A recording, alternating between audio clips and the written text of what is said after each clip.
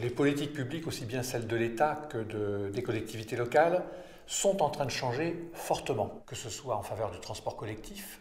On sent une réaccélération, par exemple pour les tramways, mais aussi, je pense que c'est beaucoup plus porteur en fait, pour les bus en site propre. Donc libérer les bus de la circulation automobile, ce qui concerne beaucoup plus de monde et beaucoup plus de villes que les tramways.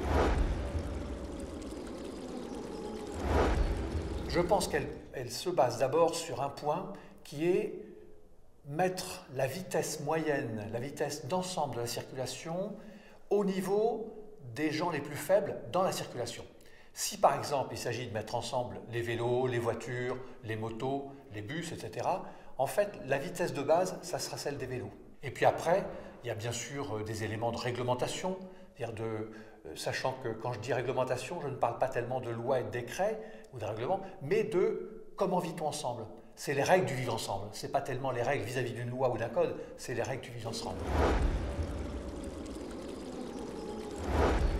Je pense qu'on a pris des mesures très pratiques qui sont des signes, des signaux on peut même dire. Le fait d'avoir développé beaucoup les zones 30 dans les villes, ça c'est l'initiative des villes. Le règlement national le permet, les villes l'utilisent ou ne l'utilisent pas. Ça se développe beaucoup.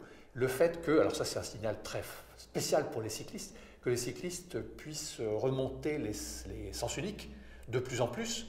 Il y a des lois qui le permettent et puis il y a des villes qui l'ont fait depuis longtemps. Je pense à Strasbourg, à Bordeaux, qui est un très bon exemple aussi. Ça c'est vraiment un signe très très fort.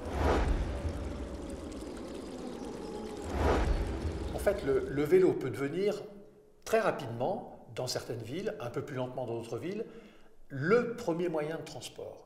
Alors je crois que pour ça, il y a quelques points forts auxquels il faut vraiment penser et s'attacher. Ça veut dire qu'il faut effectivement créer des locaux à vélo pour le logement. Par exemple, ça veut dire aussi qu'il faut prévoir tous les garages à vélo quand on arrive sur une ligne de tramway, une ligne de bus, dans une gare. Parce que l'un des services les plus forts que peut rendre le vélo, c'est d'être un très bon allié du transport collectif.